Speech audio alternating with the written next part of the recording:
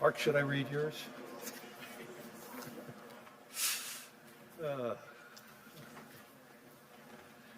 Hi, everyone. It's a great honor for me to introduce Mark Carney, Prime Minister of Canada, along with Gideon Rockman from the Financial Times. Much of the dialogue over the next few days will focus on where the puck is going. You like that, Mark? Okay.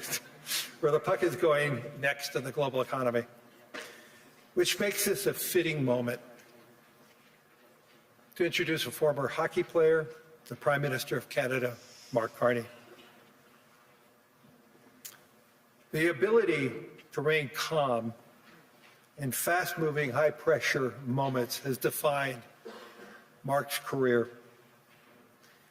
In 2008, he led the Bank of Canada and helped steer his economy through the worst market turmoil in all our lives, in our generation. In the aftermath of Brexit, he became the first non-Brit to serve as a governor of the Bank of England. And last year, he was elected very deservingly as Prime Minister for Canada at what may be one of the most pivotal moments in modern Canadian history.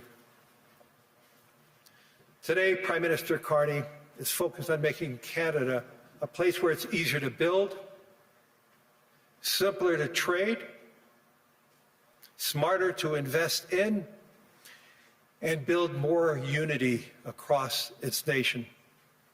For 41 million Canadians, the world's 10th largest economy, he is a steady and thoughtful leader, and I am proud to call him a friend. Please join me in welcoming Prime Minister of Canada, Mark Carney.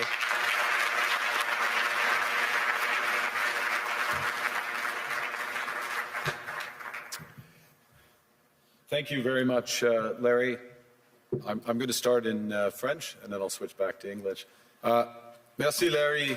Thank you, Larry. C'est un plaisir. It is both a pleasure et un devoir and a duty d'être parmi vous to be with you tonight en ce point in tournant this pour le Canada pivotal et pour le moment monde. that Canada and the world go Et je through. parlerai aujourd'hui de la Today I rupture will de talk l'ordre about the mondial, rupture in the world order, de la fin the d'une end fiction of agréable a et pleasant de fiction début and the beginning d'une réalité of a brutale. harsh Où la reality, géopolitique where des grandes geopolitics, puissances where n'est soumise the à large aucune main power contrainte. geopolitics is submitted to no Mais je vous limits, no soumets, constraints. par ailleurs, que les autres On the other pays, hand, I would like to en particulier tell les you that the other puissances countries, moyennes comme le especially Canada, ne sont intermediate pas powers like impuissants. Canada, are not powerless. Ils possèdent la capacité de They construire have une the nouvelle capacity ordre to qui build a new intègre order nos that valeurs, encompasses our comme values, le respect des droits such as humains, respect for human le rights, développement sustainable durable, la development, solidarity, la souveraineté sovereignty, et l'intégrité and territorial territoriale des integrity États. of the various states. La puissance des moins The puissants power of the less power commence par l'honnêteté. with honesty.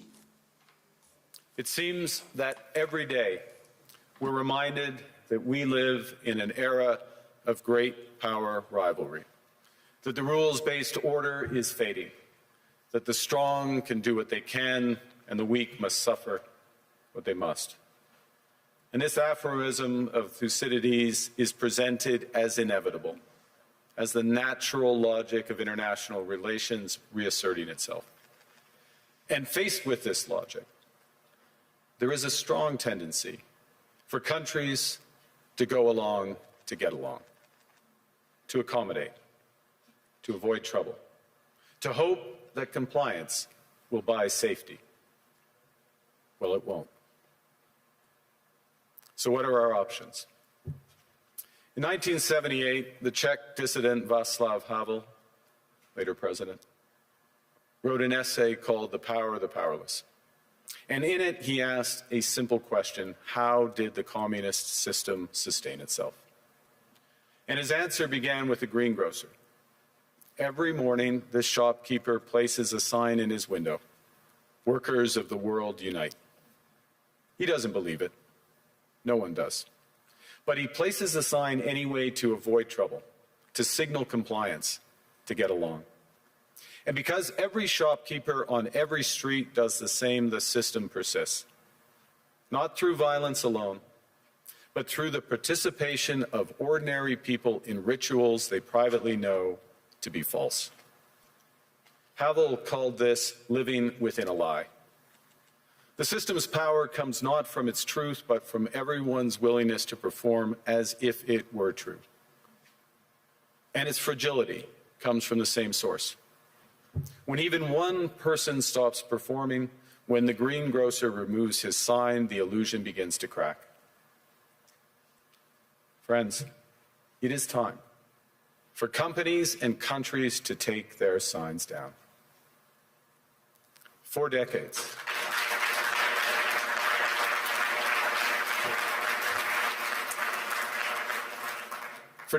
countries like Canada prospered under what we called the rules-based international order. We joined its institutions, we praised its principles, we benefited from its predictability. And because of that, we could pursue values-based foreign policies under its protection. We knew the story of the international rules-based order was partially false, that the strongest would exempt themselves when convenient, that trade rules were enforced asymmetrically. And we knew that international law applied with varying rigor depending on the identity of the accused or the victim. This fiction was useful. And American hegemony in particular helped provide public goods, open sea lanes, a stable financial system, collective security, and support for frameworks for resolving disputes. So we placed the sign in the window. We participated in the rituals. And we largely avoided calling out the gaps between rhetoric and reality. This bargain no longer works. Let me be direct. We are in the midst of a rupture, not a transition. Over the past 2 decades, a series of crises in finance, health, energy, and geopolitics have laid bare the risks of extreme global integration. But more recently, great powers have begun using economic integration as weapons. Tariffs as leverage, financial infrastructure as coercion, supply chains as vulnerabilities to be exploited. You cannot live within the lie of mutual benefit through integration when integration becomes the source of your subordination. The multilateral institutions on which the middle powers have relied, the WTO, the UN, the COP, the architecture, the very architecture of collective problem solving are under threat. And as a result, many countries are drawing the same conclusions, that they must develop greater strategic autonomy in energy, food, critical minerals, in finance and supply chains. And this impulse is understandable.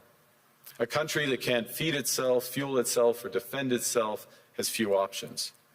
When the rules no longer protect you, you must protect yourself.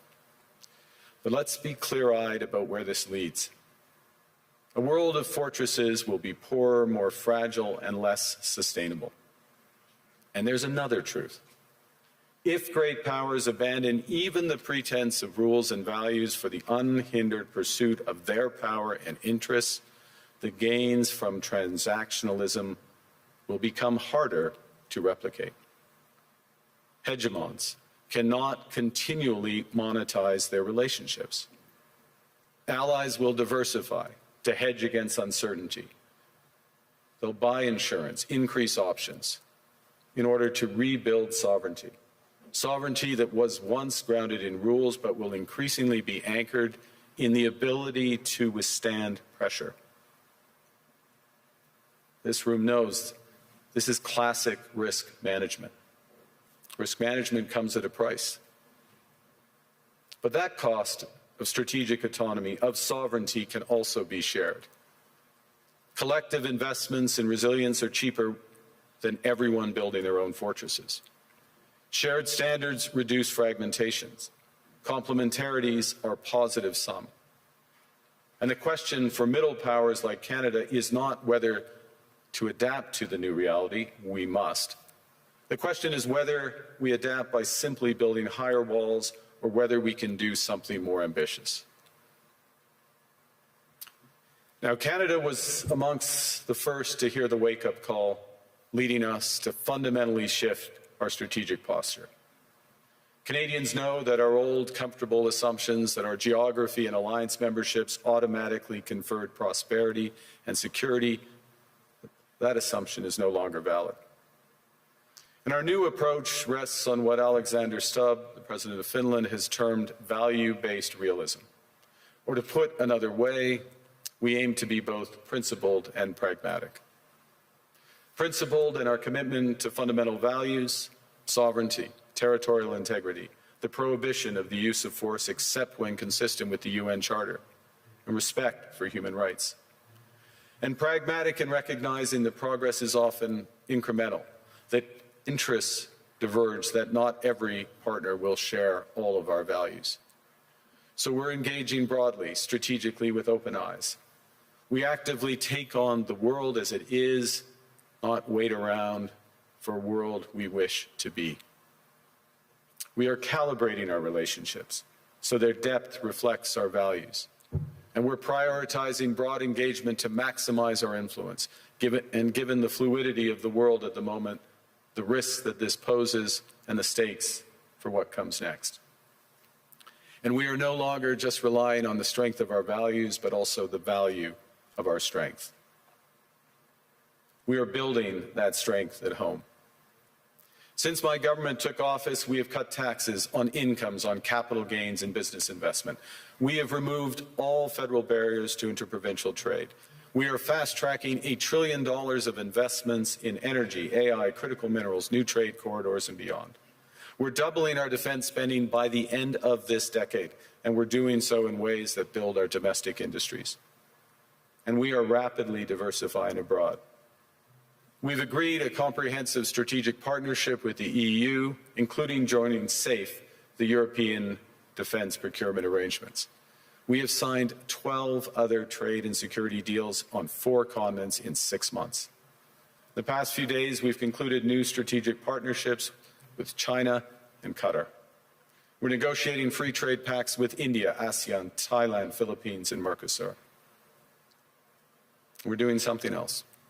To help solve global problems, we're pursuing variable geometry.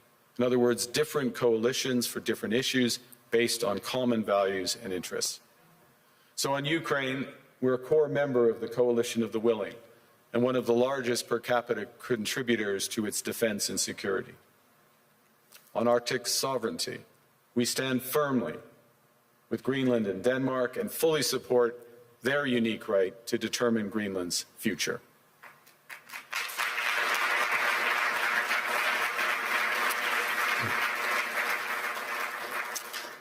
Our commitment to NATO's Article 5 is unwavering. So we're working with our NATO allies, including the Nordic-Baltic 8, to further secure the alliance's northern and western flanks, including through Canada's unprecedented investments in over-the-horizon radar, in submarines, in aircraft, and boots on the ground, boots on the ice. Canada strongly opposes tariffs over Greenland and calls for focused talks to achieve our shared objectives of security and prosperity in the Arctic.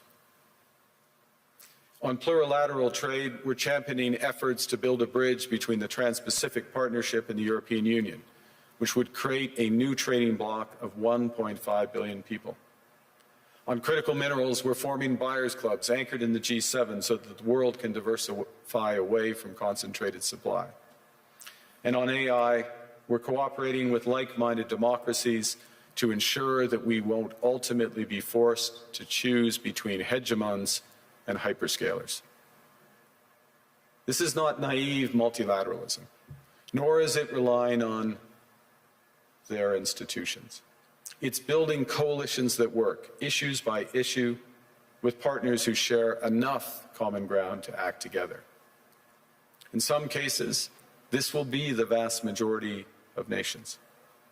What it's doing is creating a dense web of connections across trade, investment, culture, on which we can draw for future challenges and opportunities. Argue that middle powers must act together because if we're not at the table, we're on the menu. But I'd also say that great powers can afford for now to go it alone. They have the market size, the military capacity, and the leverage to dictate terms. Middle powers do not. But when we only negotiate bilaterally with a hegemon, we negotiate from weakness. We accept what's offered. We compete with each other to be the most accommodating. This is not sovereignty. It's the performance of sovereignty while accepting subordination. In a world of great power rivalry, the countries in between have a choice: compete with each other for favor, or to combine to create a third path with impact. We shouldn't allow the rise of hard power to blind us to the fact that the power of legitimacy, integrity, and rules will remain strong if we choose to wield them together. Which brings me back to Havel. What does it mean for middle powers to live the truth? Well, first, it means naming reality. Stop invoking rules-based international order as though it still functions as advertised. Call it what it is: a system of intensifying great power rivalry where the most powerful pursue their interests using economic integration as coercion. It means acting consistently, applying the same standards to allies and rivals. When middle powers criticize economic intimidation from one direction but stay silent when it comes from another, we are keeping the sign in the window. It means building what we claim to believe in. Rather than waiting for the old order to be restored, it means creating institutions and agreements that function as described. And it means reducing the leverage that enables coercion. That's building a strong domestic economy. It should be every government's immediate priority. And diversification internationally is not just economic prudence, it's a material foundation for honest foreign policy, because countries earn the right to principled stands by reducing their vulnerability to retaliation. So Canada. Canada has what the world wants. We are an energy superpower. We hold vast reserves of critical minerals. We have the most educated population in the world. Our pension funds are amongst the world's largest and most sophisticated investors. In other words, we have capital, talent. We also have a government with immense fiscal capacity to act decisively. And we have the values to which many others aspire. Canada is a pluralistic society that works. Our public square is loud, diverse, and free.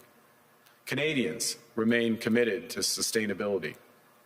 We are a stable and reliable partner in a world that is anything but. A partner that builds and values relationships for the long term. And we have something else. We have a recognition of what's happening and a determination to act accordingly. We understand that this rupture calls for more than adaptation. It calls for honesty about the world as it is. We are taking the sign out of the window. We know the old order is not coming back. We shouldn't mourn it. Nostalgia is not a strategy.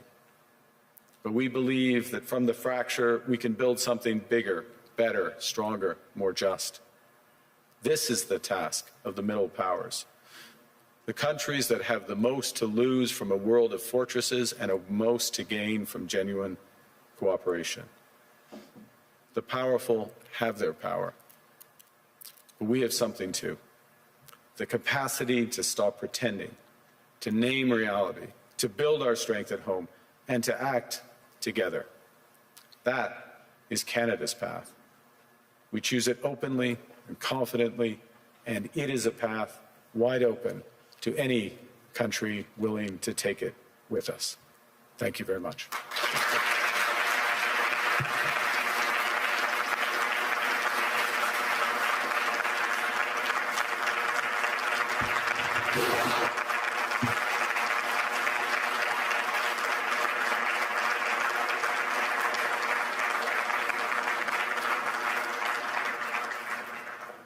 Well, thank you, Prime Minister. I don't think I've seen many standing ovations at Davos, so that was interesting. You said, there was a phrase in your speech where you said sovereignty now is the ability to withstand pressure. Isn't Canada almost uniquely vulnerable to pressure because of the extent of your trade dependence on the United States? Well, the proof is that we have been able to withstand the pressure, and there has been considerable pressure. I'll give you a couple of facts. We've actually created more jobs since the tariffs were put on than the United States in absolute number. Economy is growing at the second fastest rate within the G7. That's not there. There are pockets of extreme pressure, without question, in Canada. But headline, we're reacting. The second thing, and it's a fundamental point, is the recognition that we can give ourselves far more than any foreign country can take away. There's lots of efficiencies in having one Canadian market, the $1 trillion of domestic investment, and building these partnerships abroad, all of which are bigger returns than what's been lost. That's not to say we would rather not lose it, but we can withstand the pressure, and we are. And I was interested that you said basically the old world's not coming back. So you're not seeing this as a period where you just have to get through and normalcy will return. I think that is our view, and we regret it, but we're not going to sit around and mourn it. We're acting, and we're acting in a way both that's in our interests, but we believe in a way with others that's building imperfectly in steps a new system. I'll give you one example in handback, which is we are members of trade agreements that comprise already 1.4 billion people around the world. So we have the most extensive network.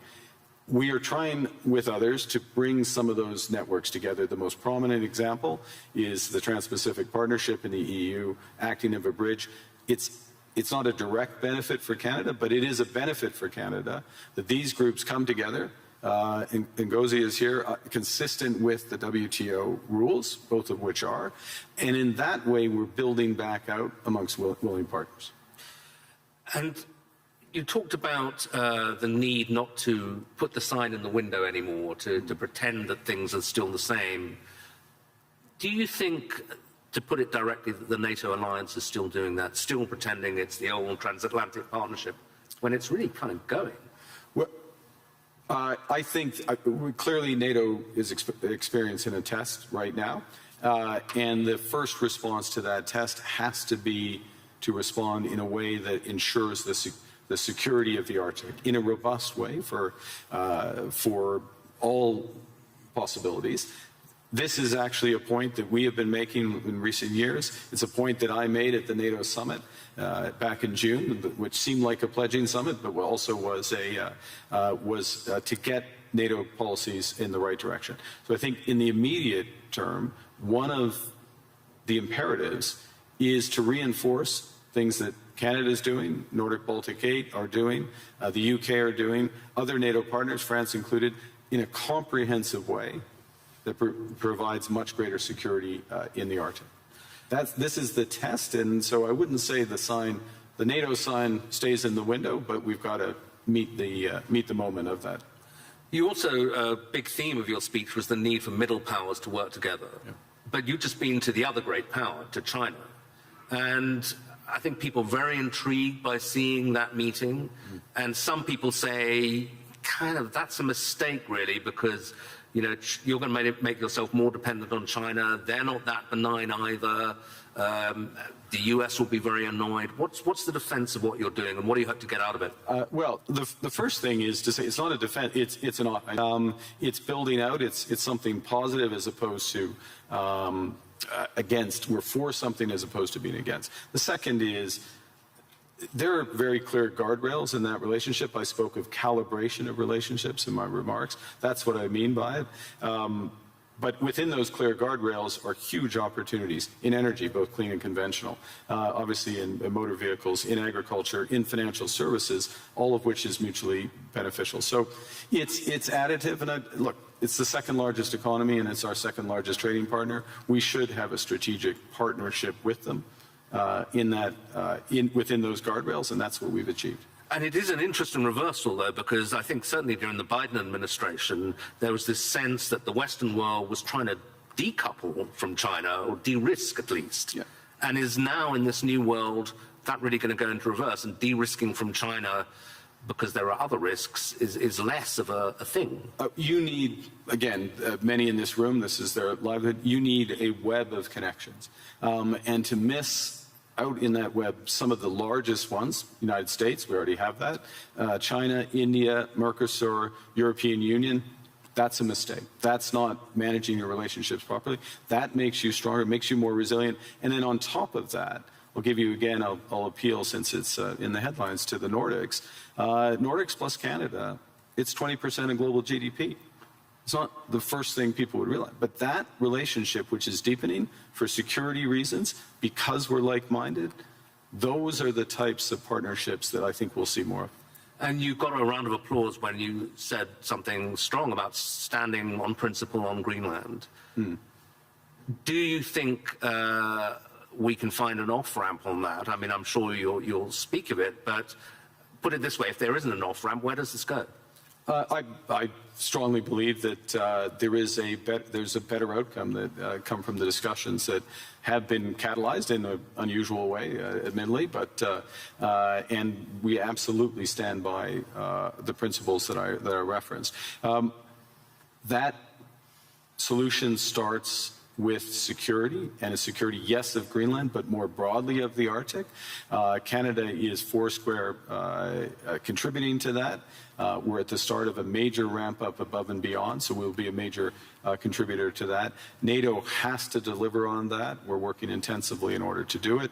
As well, prosperity for the people of Greenland. In the end, it comes back to the people there, and there are opportunities to do that in ways that would strengthen all of the alliance. And when President Trump says, oh, you know, Greenland's under threat from Russia, even from China, is that for real?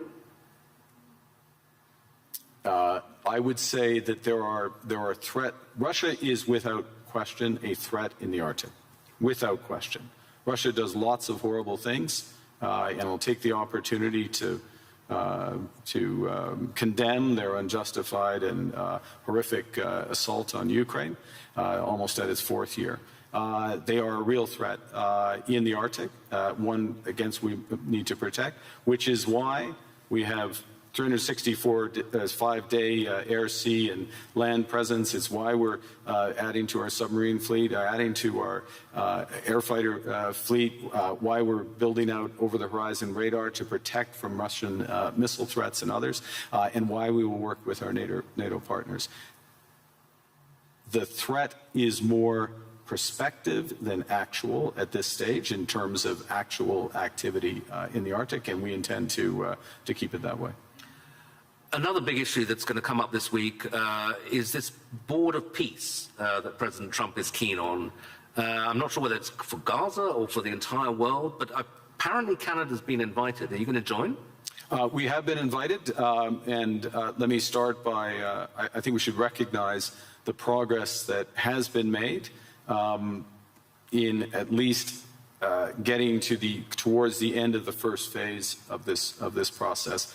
And the activation, if I can put it that way, of the process to set up the Board of Peace is the start of phase 2. Our view is, and that's to be welcomed, and this is a positive vehicle. Our view is we need to work on the actual structure of the vehicle. You just referenced, is it for Gaza? Well, the UN resolution, Security Council Resolution 2803, references a Board of Peace for Gaza. That's where we see it becoming immediately operative, and it needs to be, in our view, it's better to be designed in that way for the immediate needs there. There are many other needs around the world, first point. Second point, it needs to coincide with the immediate full flow of humanitarian aid into Gaza. We are still not where we need to be. Conditions still are horrific, so that needs to come alongside. We think there's aspects of the governance and the decision-making process that could be improved, but we will work with others, obviously work with the United States, because we can to improve the situation, the horrific situation there, and to move onto a path to a true two-state solution. There's a suggestion you can get permanent membership of the Board of Peace by ponying up $1 billion. You going to write a check for that? We would write checks and deliver in kind to improve the welfare of the people of Palestine. But we want to see it delivered direct to those outcomes promoting peace, and so the mechanics and how it works that way. Okay, final question. President Trump and a lot of people who agree with him condemn globalism a lot. And I suspect, you would be the kind of epitome of a globalist. You worked for Goldman Sachs, I believe. You were a central banker. You're comfortable and lived in several countries. Is globalism, first of all, is it a thing, and is it over? I think, well, look, understanding how the world works, having appreciation for other cultures, understanding the connections, and being able to, or at least appreciating ways that how we connect, whether it's through technology, trade, investment, culture, can enrich our lives, and that's a good thing, and also help solve problems. Being detached from where you live and the broader needs of society, there is an epithet for that. I don't know that the G word is the one.